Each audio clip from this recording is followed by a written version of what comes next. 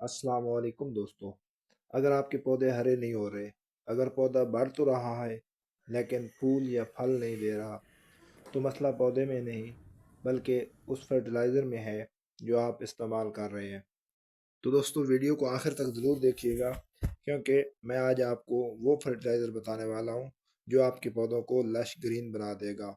उसके अलावा आपके पौधों पर फल और फूल भर भर के आएंगे।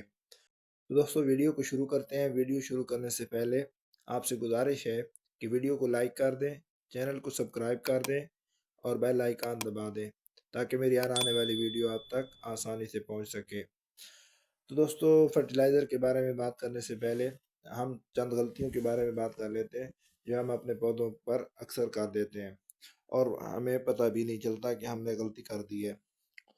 तो दोस्तों सबसे पहले एक बहुत बड़ी गलती को समझ लेते हैं जो 90% लोग करते हैं, लेकिन उनको पता भी नहीं चलता कि उन्होंने गलती कर दी है। ज़्यादातर लोग बाजार जाकर बस ये देखते हैं कि NPK 10-10-10 या 20-20 ले आते हैं और समझते हैं कि यही बेहतरीन फर्टिलाइज़र है, लेकिन ये सच है। ये अकेला NPK काफ़ी नहीं होता। असल बात कुछ और होती है जो मैं आपको इस वीडियो में बताऊंगा, तक ज़रूर देखिए। दोस्तों दूसरी बड़ी गलती ये है कि हम हर पौधे को एक ही फर्टिलाइज़र दे देते हैं, चाहे वो सब्जी वाला पौधा हो, फूल वाला पौधा हो या फ्रूट प्लांट हो। हमेशा फूलदार पौधों के लिए अलग फर्टिलाइज़र होता है, फलदार पौधों के लिए अलग फर्टिलाइज़र होता है और सब्जियों के लिए अलग फर्टिलाइज़र इस्तेमाल किया जाता है।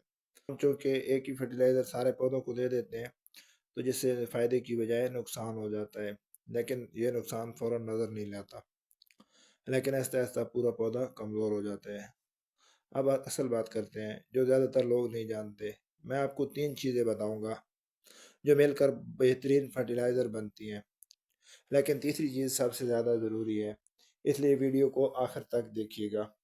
पहली चीज़ है ऑर्गेनिक मैटर, जैसे कंपोस्ट, वर्मी कंपोस्ट या गली सड़ी गोबर की खाद।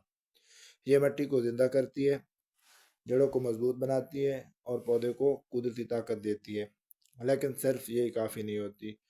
असल कमाल अभी बाकी है। दूसरी नंबर पे आती है बैलेंस्ड NPK, यानी नाइट्रोजन पत्तों के लिए, फास्फोरस जड़ों और फूलों के लिए, पोटाश फल और ताकत के लिए। लेकिन यहाँ भी लोग गलती करते हैं और ज़्यादा मिकदार दे देते हैं। याद रखें, ज़्यादा खाद ज़्यादा नुकसान।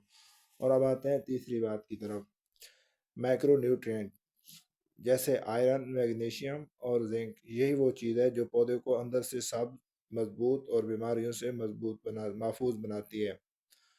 तो दोस्तों अब बात करते हैं फर्टिलाइज़र देने के बारे में कि हमने ये फर्टिलाइज़र पौधों को देना कैसे है।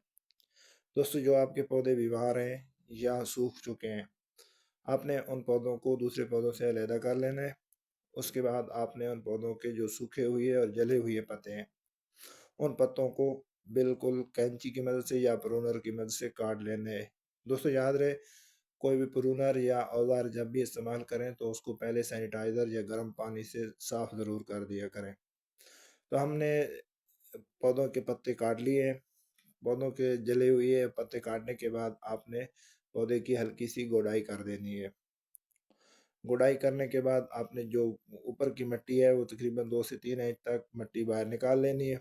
मिट्टी निकालने के बाद आपने इसमें फर्टिलाइज़र डालना है। तो फर्टिलाइज़र कौन सा डालेंगे हम?